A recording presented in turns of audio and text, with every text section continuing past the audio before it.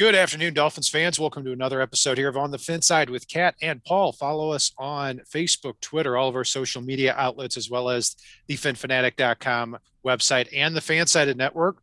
I am in Kansas City today visiting some family. Paul is at his usual location, so if my background looks a little different, that is why. But yeah, Paul, we're at the bye week now, so no game to preview, no game to conclude. So we're going to talk about a different hodgepodge here of Dolphins topics.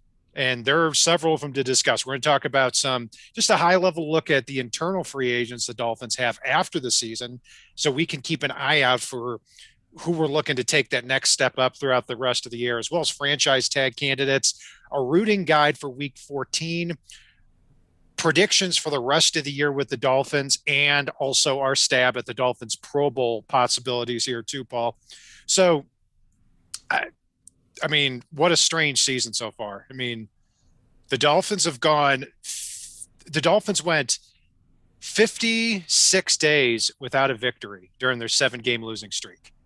Now, if they beat the New York Jets, or should I say when they beat the New York Jets, because if otherwise nothing else we're talking about is even worth it as far as predictions. If they don't beat the Jets here after this week, it will be 50 straight days without a loss heading into Monday Night Football against the Saints. Yeah, I'm excited, and the Saints are a team that's reeling a little bit right now. So really, this could end up coming down to that final Week 17 game against the Patriots. And I know we're going to dive into that a lot here as we go forward. You bet. So let's take a look here at the rest of the season. I mean, look, I've said it for several weeks, and we've talked about this. The Dolphins have to run the table to be in the playoffs. I mean, let's be they're not getting in at 9-8 with the way that the rest of the AFC is, and they're obviously heavy favorites against the Jets. Then they play at New Orleans, which has looked like a more winnable game throughout the year, and also carries some weight because of the whole Chris Sims calling Dolphins fans idiots for thinking that Taysom Hill wouldn't be able to complete 70% of his passes like Tua does. Then the week after that, you've got a tough game at Tennessee against the Titans. Just got word here Julio Jones is coming back. He'll be back this weekend, so he should be back for the Dolphins game. A.J. Brown will be too. And then finally, week 18 against the number 1 seed New England Patriots in Miami. So, Paul, tough AFC. How do you think, very quickly, it's going to go the rest of the year for the Dolphins? Do you have them making the playoffs? I've got it close. It's going to come right down to the wire, I think. I think the Dolphins run the next 3 and could definitely be a team that makes some noise against the Patriots in Week 17. I think that's going to be a slugfest. And I think they get to that 10-win mark, which is crazy to say after a 1-7 start. I'm said before that in these last 3 games at New Orleans, at Tennessee, and the Patriots at home, I've been saying all year I think they'll win 1 of these 3 games. I'm going to crank that up to 2, and obviously I'm going to have them beating the Jets too. So if I had to throw a guess out there as far as a loss, I would say at Tennessee, and they beat the Patriots at home in the final week. They beat the Saints on Monday Night Football, and they obviously went against the Jets. That would take them to 9-8, just out of the playoffs.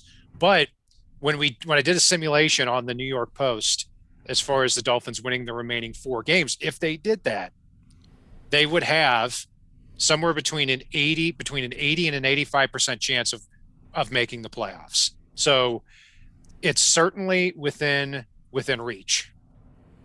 It is, but like I said before, what I did with basically picking every game the rest of the year, if it falls the way that I think it's going to, Miami has to win out to make the playoffs. They absolutely have to. Yes, they do. Now things could change a little bit as we go along here. Obviously, my predictions could go completely out the window. I think I actually picked Pittsburgh to beat Minnesota the other night, so they're already shot in the foot anyway. Yeah, and some of these teams have to start dropping out. The Steelers now are 6-1. They're 10th seed in the AFC. So when you take a look at those teams that are 8 through 13, the Dolphins are 13th seed in the AFC right now at 6-7. That can obviously change because so many things are so close. But the teams that would be out of the playoffs if it started today. The Bills are 7th seed at 7-5, and also have the Bucs this weekend. The 8th seed, you've got the Colts, who have a bye this week. Then they play at New England, or versus New England, at Arizona, and then the Raiders and the Jaguars to finish the season. 9th seed, the Raiders, they've lost, 5 of the last 6 games? They look like they're starting to drop out. Steelers seem like they're skidding a lot. Obviously, 6-6-1. I don't see them making it. The Browns, not the same Browns team we saw at the beginning of the year. They're the 11th seed at 6-6. And then the Broncos seem to win one, lose one, win one, lose one all the time. They're 6-6. Do play the Lions this weekend, though. So, and then you got the Dolphins with the 13th seed here. So those things can change pretty quickly. So looking at this weekend's games, Paul, what is the most important one for you that needs to happen in the Dolphins' favor, or maybe a couple of them? I mean, I think the hardest thing for me right now is the Colts and the Titans have a slugfest going on in the AFC South. And somebody needs to pull away from somebody, and somebody needs to fall behind as far as that goes. And that's the most critical thing for me at the moment is who can pull away, and then I'm just going to root like hell against the other team that doesn't. Yeah, and when you look at the Titans the rest of the way, the thing that sucks about them is that they've got the Jaguars this weekend, and they've got the Texans in Week 18. So that for them is 10 wins right there. And then they've also got the Steelers, 49ers, and the Dolphins, 3 very winnable games. They really just need to win one of those to pretty much clinch the division. To me, when I look at this weekend, I'll divide them into a couple different segments here. Is you've got three games that are going to be heavy favorites for the AFC teams that we're competing with. It'd be a big upset if they lost. You've got the Chargers playing the Giants. You've got the Titans playing the Jaguars, and you've got the Broncos playing the Lions. It would be huge if an upset or two could be pulled among those 3 games. I don't expect that to happen, but if it did, it could significantly change the landscape there of the AFC playoff race. Then you've got the Chiefs against the Raiders, and my advice to anybody here through the Dolphins lens is root like hell for the Chiefs to run the table here, because if they do, the Chiefs are going to make the playoffs regardless. But you look at their remaining 5 games, all in competition with the Dolphins: Raiders, Chargers, Steelers, Bengals, Broncos. So if they can run through all those teams, put all those teams behind, more than likely the Dolphins are going to catch up with a couple of them. Then you got the Bucs against the Bills. Now, it's in Tampa Bay. The Bucs are favored in that game. The Bills would fall to 7-6, but the thing that sucks about that is the Bills have 3 home games against the Panthers, Falcons, and Jets throughout the rest of the year. And that right there would be 10 wins and that would lock the Dolphins out of that playoff spot with them, because the Bills have the tiebreaker. If they get to 10 wins, there's no way the Dolphins can catch them in the standings. So a lot of moving parts, Paul. There are, and I want to just park real quick on that Bills Buccaneers game. I mean, or the Bills in general. The Panthers are a team that, the way the Bills offense is struggling at times right now, the Panthers defense could do well against them. And if McCaffrey can get healthy, the Bills run defense got really gashed knowing the run was coming at him this past week. I know the Patriots have a good offensive line, but Christian McCaffrey is head and shoulders above anybody they got, and we all know how I feel about Ramondre Stevenson. And if you can go one-dimensional against the Bills and still run it down their throat, there's a problem, because 50-mile-an-hour winds don't affect covering the run, especially when you know it's coming. I agree with what you said on the defense. Christian McCaffrey's out for the rest of the year, so he won't be in that game. Yeah, he's out for the rest of the year. That was pretty quiet. I ignored the Panthers once we passed them. Well, not a lot was made out of it, because McCaffrey gets hurt so frequently. But yeah, but as far as defense, I mean, the Bills haven't been great on offense for really like the last 5 or 6 weeks. I mean, I think they're going to bounce back against an easier schedule here at the end of the year. We'll see. To me, the biggest game in everything we've talked about, the biggest non-Dolphins game is next week when the Patriots play at Indianapolis. Yes. And the reason I say that is because if the Patriots lose that game, which is very possible, to Indianapolis, then the following week the Patriots play the Bills at home. Now, the Patriots will be favored by a little bit in that one as well. But I could see the Patriots playing two good games, two tight games, and coming away with losses in those. Then from that point, that sets it up where the Patriots have 6 losses and they play the Dolphins in the final week. So you could see a scenario then where the Dolphins are playing the Patriots for the higher seed in the AFC at that point. It is entirely possible, although the way the Patriots are playing right now, they would really have to fall off a cliff before next week. They're playing with confidence and swagger the way we see Miami doing it. The 2 biggest winning streaks in football right now belong to the Dolphins and the Patriots. One interesting one I want to actually go back and park on too is 49ers and Bengals. What a heart-wrenching decision to have to make in this one, and I will choose playoffs over draft position every time. So we've got to root for the 49ers. Dolphins are sitting right locked up with the Bengals. And in reality, we are probably going to lose some draft position to improve our playoff chances because we hold the 49ers first-round draft pick. But at the end of the day, I want to go to the playoffs. And you have to root for the 49ers in this one, even though it's going to slide Miami's draft stock a little bit.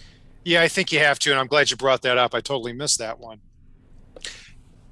Yeah, it's bad news, good news, or on both of those. Because on one hand, I'm with you. I mean, you've got to root for the 49ers because the Bengals likely are going to go to the playoffs. I mean, heck, they could be a 11 or 12 win team, but when you look at the rest of the AFC. If there's a team that can fall off a cliff, I mean, Joe Burrow's been playing hurt. That offensive line has played better, but it's still questionable. Joe Mixon's playing hurt. Jamar Chase has not played well for the last 5 or 6 weeks. So if you can see a team falling off a cliff suddenly, it could be the Bengals. And that would have to start here this weekend. So, but yeah, overall. Joe Burrow looks like he's playing in traffic on every snap at this point and bouncing off of cars as he's trying to throw a football. So no wonder Jamar Chase hasn't looked as good. I mean, there's no way for him to. Joe Burrow has 0 time. Anytime he's created himself, and he's just getting beat up and battered like he's in a washing machine, down in and down out. I blame Burrow for a lot of that because he is somebody who I don't think is understood at this point. You can't get hit as often as you do. And he takes a lot of unnecessary hits. I think the Bengals offensive line has played a lot better this year than I thought, but still overall, it's not a great unit. I honestly, the way the Dolphins have played the last 2 weeks, offensive line-wise, right now, even with Jesse Davis and Austin Jackson in the lineup, would probably take the Dolphins' offensive line over the Patriots. Or not Patriots, Bengals. Oh, I was gonna say you're sniffing glue if you think that's the case. Yeah, no, not over the Patriots. I would take the Patriots all day. No, I would still put the Bengals offensive line above them, but not as much as I would have to begin the year. And that speaks to the Dolphins. To me, the Dolphins play calling and their dedication to the running the ball 25 to 30 times a game is what has taken the pressure off the offensive line. I don't think the offensive line has suddenly gotten better. I think the play design has gotten a lot better, which has helped the offensive line for the Dolphins. It's going to be a big area of need here, which we'll talk about in just a bit as far as the offensive line is concerned, Paul. So did you mention Chargers and Giants, by the way? I did. We're all Jake Fromm fans this week. Is he starting? Very likely. I think Glennon's still down with a concussion that I'm pretty sure Jalen Phillips gave him. Pretty sure that I don't know. You might be right. Did he get cleared? Yeah, I think he did, but I didn't care enough to look because I just assumed the Chargers are going to pummel him. But if Probably. So here's your guide for this weekend. Get your pen out, everyone. 49ers, Bucks, Chiefs, Browns, Lions, Jaguars, Giants. If we're toasting to those victories, Dolphins playoff chances get a lot better heading here into week 15 against the Jets after that. So, Paul, let's take a look at the rest of the team here because, we don't have a game to talk about this week. After the season, the Dolphins are going to have actually let's park that for a second here. This season, let's stay on this season here. Yes. We've got the Pro Bowl announcements here coming up in just a couple of weeks. And you've got, to me, one obvious Dolphins Pro Bowler who's going to make it again. And you've got a few that are possibilities. And so my question to you is, before we dig a little bit deeper into that, two questions for you. Number one, how many Pro Bowlers do you think the Dolphins are going to have when the rosters are announced? And number two, how many do you think they should have? I think they're going to have 3. Okay. And I think they should probably have 4 or 5, actually. Okay. So the 3 that you think will make the Pro Bowl. And by the way, Pro Bowl's kind of BS, but it's a popularity contest. But still, for some reason, it's still one of the highest. I don't know, whatever. But it is something that is referenced a lot, in football. So it's something we do have to talk about here. So, what 3 Dolphins do you think will make the Pro Bowl roster? I think Avian Howard, easily popularity name recognition contest. Avian Howard wins. I think Jalen Waddle, because he's getting so much hype on NFL Network, and he with the number of receptions he has, heck yeah. I think Jalen Waddle will make it. And I think undeservedly so, when I say this, I think Mike Gesicki will make it over some people that deserve it more than he does. Okay. And anybody else jump out as you think should make it? Should make it? I'm going to pull Gesicki off the pile. And I'm going to say should make it. And you're going to be shocked when I say this probably, but Christian Wilkins, Javon Holland, and outside chance, if he has another multi-sack game this week, I could see Jalen Phillips being on that list or right there with it, which would have been insane 3 weeks ago. The guys that you mentioned there, I had as possible. Everyone you listed, I had as a possibility. I think just one Dolphin will make the Pro Bowl team, and that's Avian Howard. Who I think also should make it is Jalen Waddle and Javon Holland, both rookies. And I say that because, look, there are a lot of good safeties in the AFC, and Justin Simmons will definitely make it a free safety. Derwin James will make it at strong safety. And then you have one safety spot left. Even though it's a great AFC in safeties, both Bill safeties, Jordan Poyer and Micah Hyde, Micah Fitzpatrick, even though I don't think he's had a great year. No, but he's got the name recognition. He does, yes. And Honey Badger, Tyrann Mathieu, name recognition, hasn't had his best year, but still a good player. And Kevin Byard, who I think is actually going to end up getting the third safety spot there. I put Javon Holland over all of them. Javon Holland plays free safety. He's the last line of defense. He blitzes. He's all over the field. And it's gotten to the point in the last 4 or 5 games when the ball gets in Javon Holland's territory, he's either making a play or the receiver is not catching it. And I can't say the same for the other guys. I think if you just look strictly on production, look at name recognition, he should be on there. And Jalen Waddle, there are 4 receivers that make the Pro Bowl, right?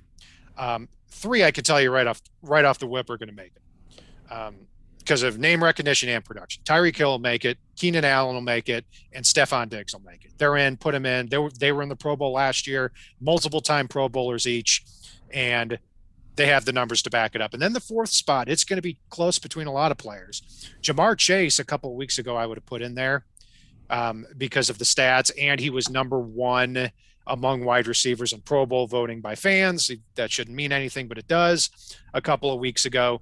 So he might end up still getting that 4th spot. But Jalen Waddle, 2nd in the NFL in catches, and he's done it without his quarterback for 5.5 games on there.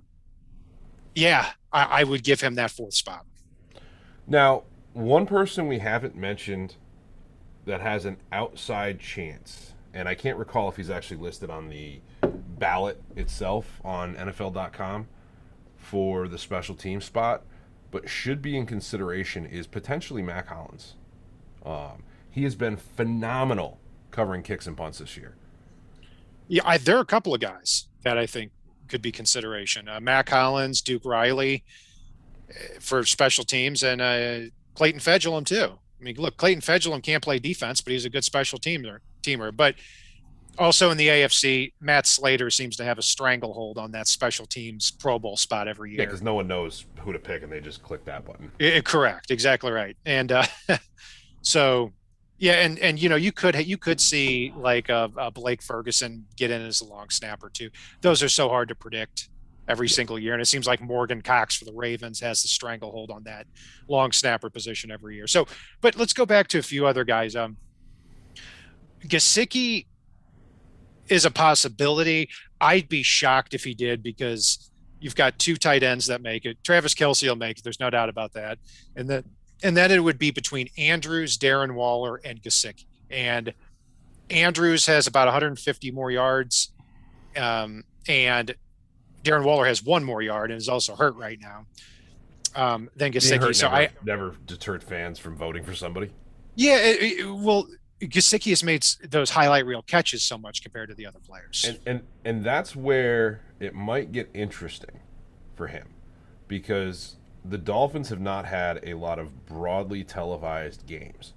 So when people are watching ESPN, NFL Network, Red Zone Channel, all those different things, the highlights that jump up from the Dolphins are typically going to include Gesicki leaping up in the air and snagging a one-handed catch. If they cut over to Mac Hollins' touchdown this past week, Mac Hollins may have helped Mike Gesicki get to the Pro Bowl, because the graphics even that flashed up were Mike Gesicki touchdown, and people aren't going to go back and go, was it really Mike Gesicki, if they're not Dolphin fans? And he's double dipping on that. Right, like he should buy Mac Hollins dinner if he makes it by just a handful of votes. Even Daryl Johnston was fooled through a commercial break, so it's possible. But their graphics people were confused. Yeah. Oh yeah, like we already talked about that on our previous episode. But it's because of all people see from it. He may make the Pro Bowl over Andrews, even though Andrews deserves it more based on the season that he's had. Because Andrews, for whatever reason, has kind of a common name that just floats by people, and B, he just doesn't have the name recognition he deserves as of yet. He's somebody that I could very well see being a snub for the casual fan. Could be. I see Andrews or Waller getting that second spot. He should. That's 100%. He should. But the highlight reel catches certainly favor Gesicki. Also too, Paul. I think it's a possibility. If I were to talk about the second player behind Avian Howard, who I think has the best chance, I actually put Emmanuel Ogbah in there, because he's got 6 sacks on the year, and there aren't a lot as far as edge players. You've got 3 or 4 who have a lot of sacks in the AFC. Jalen Phillips is 6 in the AFC with 8.5 sacks. Ogbah has 6, but he also has 9 passes defended, batted down passes, and that's gotten a lot of recognition. He's a good overall player, and there's a lot of competition for that third defensive end Pro Bowl spot. Joey Bosa and Myles Garrett will be in the Pro Bowl again, and then you've got the third spot. At defensive tackle, you will definitely have Chris. Go ahead.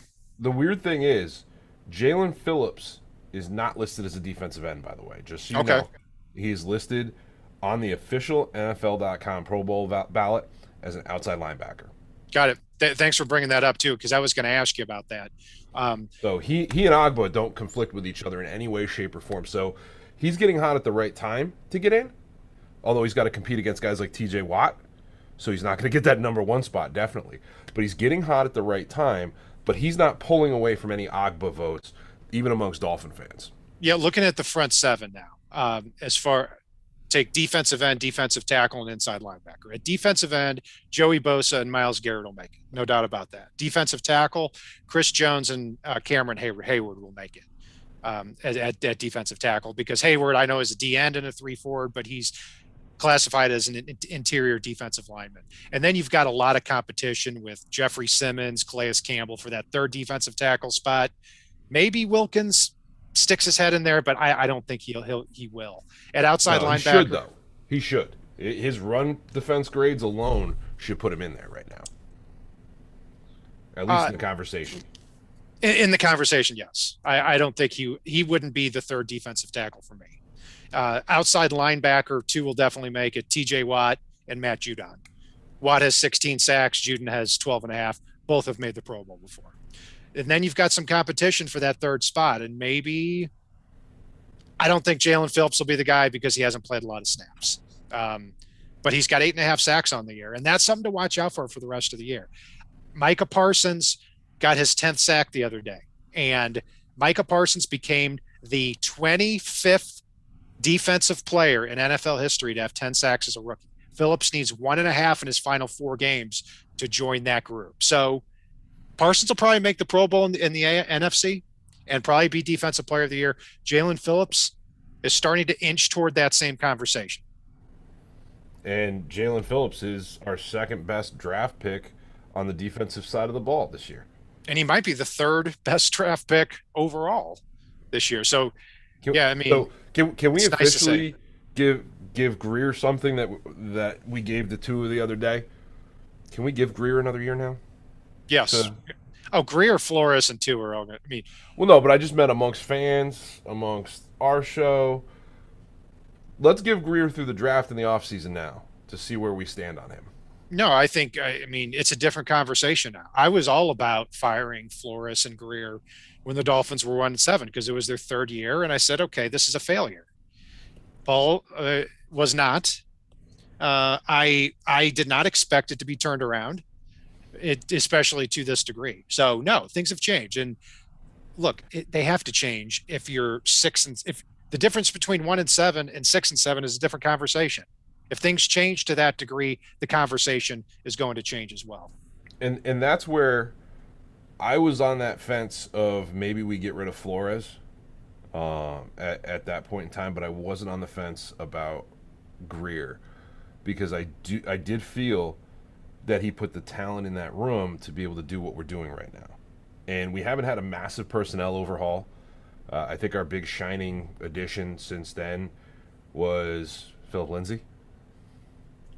And the Dolphins are getting it done with this personnel now because of the changes that the coaching staff made schematically and decision-wise. And that's where I've been on and that's where I've been on that Greer train the whole time, where I felt he put that talent on this roster, and including some talent that this coaching staff couldn't or wouldn't use. And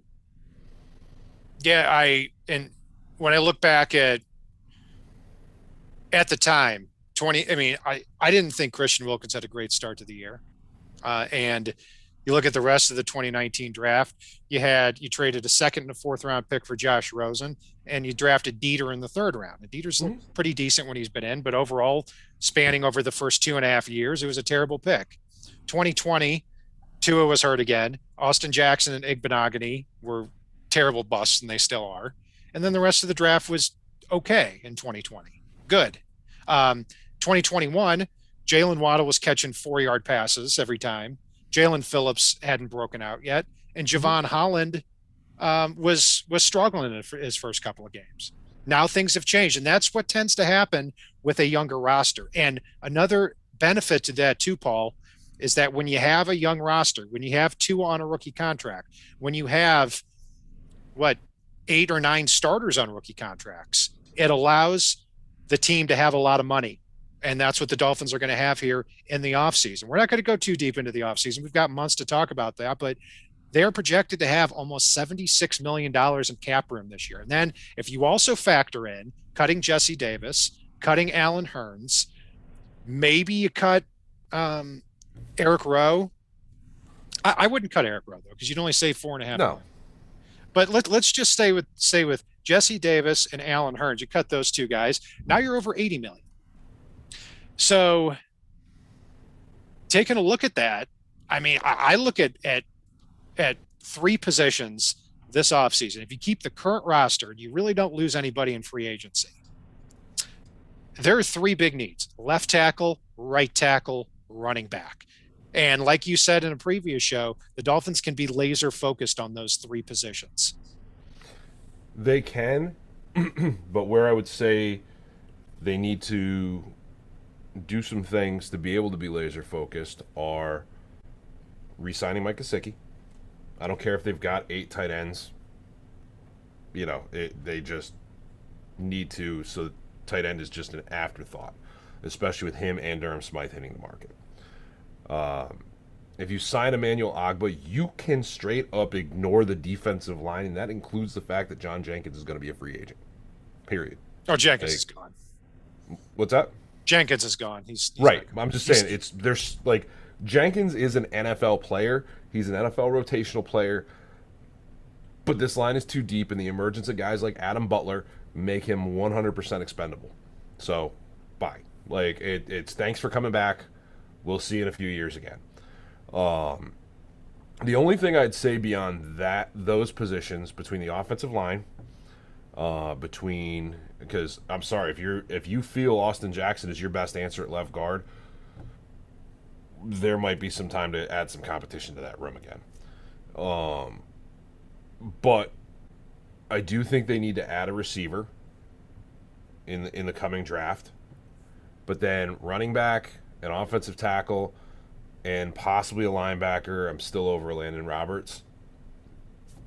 And you can focus on those. Well, when you look, the Dolphins have 18 unrestricted free agents. Okay, I argue that 2 of them, that 16 of the 18, if they were lost, would not really impact anything. They're role players. Okay, you've got 2. You've got Emmanuel Ogbah and you've got Micah Parsons that are absolutely critical to bring back. And if PFF threw out some numbers of what they projected that they would get in free agency, and I think it's pretty on the mark. I actually think it's a conservative estimate on both of them. But Mike Gesicki, the guess by PFF was, 4 years, $55 million, $30 million guaranteed. I think it'll be what's that? Sold. Oh, so yeah, absolutely. And I think it'll be more than that. I think it'll be, if I had to guess, 4 years, $60 million, $32 million guaranteed. Still sold. Still sold because of the amount of money the Dolphins have. And this, when you have this, $15 million a year for a guy that can take over a game at any time and take over, keep the sticks moving on third down. Yup.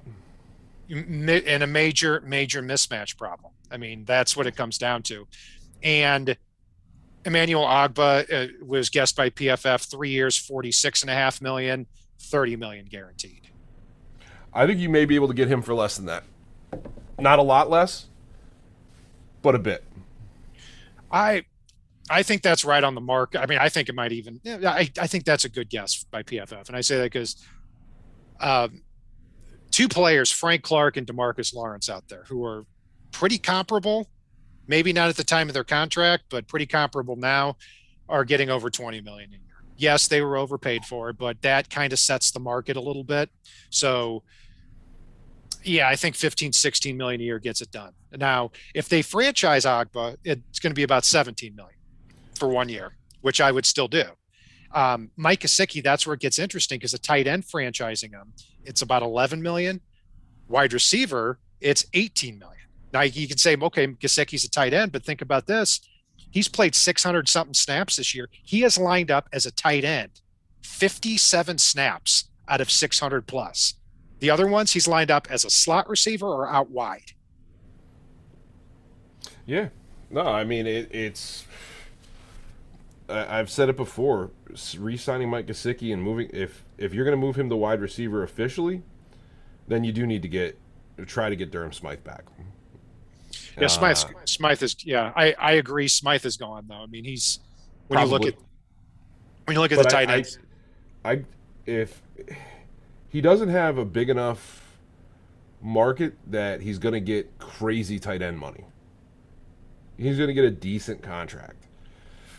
So Mike Gesicki and Emmanuel Ogbah are the 2 the Dolphins need to bring back. Will Fuller, with his hand injury, is unlikely to play the rest of the year. Hopefully we get him back for a couple of games. Probably not, but doesn't look promising for him to come back again, and rightfully so. But so, Paul, if we And take those, go if ahead. he doesn't, he ain't getting 10 million next year from anybody. I think he will, just because he's still in his 20s and so valuable. Hmm. But it would probably be a 1 year, 10 million contract again, and it Well, I probably think won't be his for the 1 year, 10 Dolphins. million prove it deal proved what everybody else has been saying all along about his injury prone history and the fact that he just took a game off for, I don't know if I feel like it. Like, Well, we still don't know the reason, but yeah, I mean, yeah. a personal reason. Yeah, I won't speculate, but yeah, I hear you. So, Paul, I'm not saying let's. Miami signs him again, but I don't see him getting 10 million. I think he will. We'll see. It would depend too if there's some personal stuff going on. I mean, who knows? Maybe he doesn't play altogether, Yeah. especially with that hand injury. Look, it's not a finger owie. Okay, this is a everything I've heard is that this is a badly injured finger to where the guy can't even grip anything. So He's got multiple fractures in his hand total. Like, he can grip $10 million, but that's right. about it. Well, and it's you know, and that's going to be another reason I don't think he gets 10 million off the rip. I think he's going to have to actually try out for a team so that they could physically see if he could still do all the things that he was able to do before the hand injury. Paul, I'm going to list the Dolphins' 15 remaining unrestricted free agents in a row. And after I'm done with that, I'm interested to hear. I've got mine broken down into segments here. I'm going to list off the Dolphins' remaining 15 unrestricted free agents after Agba, Gesicki, and Will Fuller. I'm Okay. interested to know which ones you would want to grab and say, yeah, we should bring that guy back So for what they're let's valued. And let's let's yay or nay it as we go through. Sounds That good. way, it's not an insurmountable list for our listeners Sounds good. All or right. me. Jacoby Brissett. Nah, I agree. Malcolm Brown. nah. Nah, me either. Philip Lindsay. Yeah, to be determined, but yeah. Okay. So yeah, okay, let's all right. So it's either yes, no, or we've got to see the rest of the year. So Lindsay is in the let's see the rest of the year category, right? Throw him in my TBD camp. Okay. Same for me. So I think we're going to agree on a lot here. Albert Wilson. No, no, no, no, No, no, no, we're done with him. Matt no. Collins. Yes. Yes, I'm with you on that too. 4 years. Or wait up. I'd say 4 million a year to be the fourth receiver, special teams guy. I'd be in that. Can't wait to see the costumes he buys at 4 million a year. Durham Smythe. Yes, Okay, if we I can, say I depending on say what the no, contract is. I say no. Okay, I'm going to throw out a number there. 8 million. No. Okay, because and he's tough because those tight ends that can play so many snaps and can be a two-way blocking tight end as well as catch 30 or 40 passes. They're expensive. I mean, I'm going to throw out the name Jesse James, who the Lions signed a couple of years ago, was kind of in that same camp. He only caught 30 or 40 passes a year, but was a good blocker. He got a 5 year, $40 million contract just a couple of years ago. I think people are going to be shocked what Durham Smythe gets this offseason from another Now, team. 5 to 6 million a year, 3 years, and backload that contract, so maybe he gets a little more as it escalates along. Yes, but 8 million a year, no. Yeah, Mm-mm. and I say no to that too. And I don't. I think that was the whole reason for the drafting of Hunter Long. Um, and yeah, I don't see a way he figures into the plans moving forward. I might be wrong. Maybe they prioritize him higher. Um, Going down the Austin Ryder. Uh, so this one is an either or for me. So I'm going to pull one more person into this. I would say yes to either Ryder or Manx, but not both. I would say no to Ryder, and I would say yes to Mance because Mance, they traded a draft pick for him, just a couple of $1 million, and he can play center guard. I think he's a valuable backup, and when he played, I thought he did reasonably well, and he did reasonably well with the Texans. You're talking, couple of million a year to bring back. I'm all for Mance. No thanks on Ryder. I think that does it for the offense there. On the defensive side of the ball, John Jenkins But gone. Savon Ahmed and Preston Williams. They're restricted free agents, though. So Oh, okay. we're just doing unrestricted. John All right. Jenkins, we talked about, gone. No. Landon Roberts, we've talked about in previous episodes. I'm Yeah. more open to having him back than you are because it's probably going to only be a couple million, but I'm open to probably it, not. but I'd rather look around a little bit and see other people. Duke Riley, Yes, me too. And I think that's a no-brainer because I think it would be, he's going to be inexpensive. yeah, I would say at the high end 3 or 4 million. At I don't which think he's point, going to see that.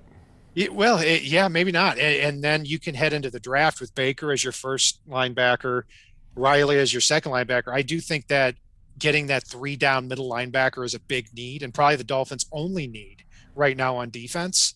And there's some good options in this draft coming up. There are a couple, yeah, and we'll talk about those this offseason. Devin Lloyd from Utah being one of them. Hmm.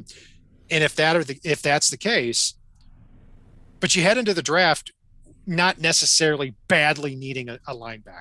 You can still go best player available at those spots. But if you draft a linebacker, you have Baker as your outside linebacker, Duke Riley as your third guy, you're set at that position for the year.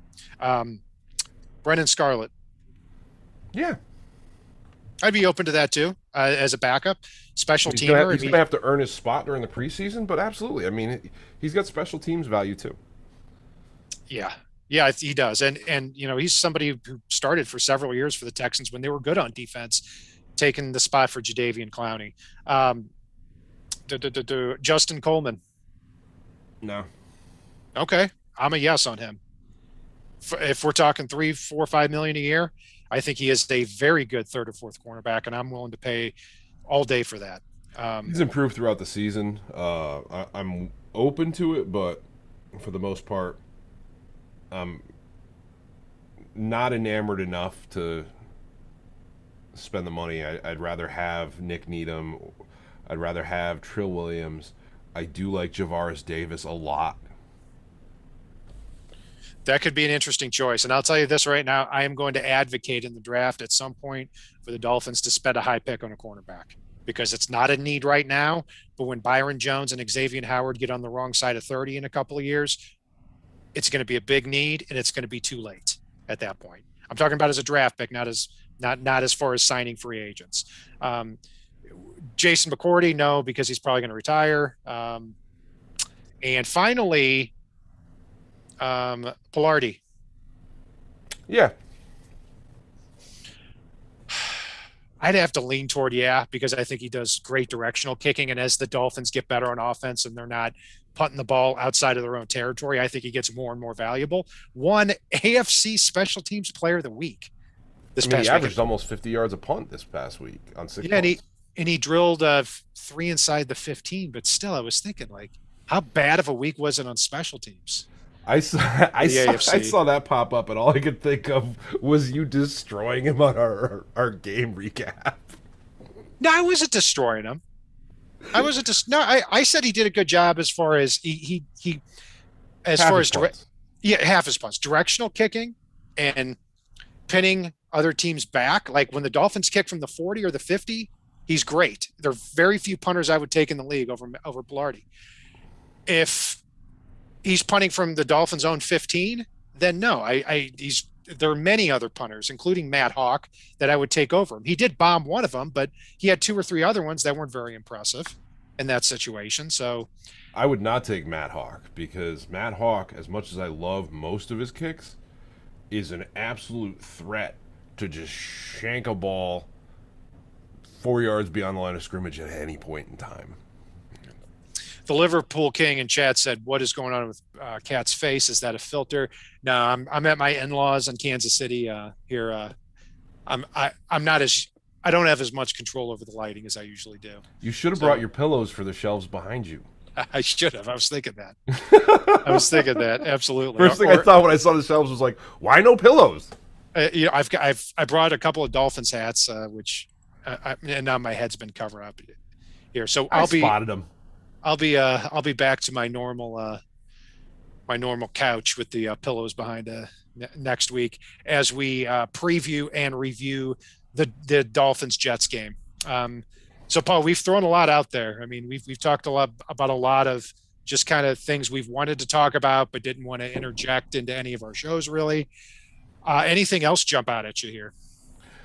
No, it's one thing that I like, and this is, I am all in on trying to make the playoffs. I am all in on hoping the Dolphins do, and I am not moving on to the offseason as of yet. But I will say some of the positions we've talked about: offensive line, running back, potentially linebacker, wide receiver. There are a lot of very good options, and not just in round one in this upcoming draft. Every time I look at running backs right now, I'm just drooling, which is a fun thing to say. But I don't want to get too far ahead of myself with it. But again, looking at the Dolphins' needs, the stuff we just went through for the offseason, the re-signings and signings they can potentially make, the cap space they're going to have, and what they're doing right now with the current roster, I am so excited for 2022 as well. There is a lot of potential to really just take this thing and just shove it forward into a perennial contender this offseason.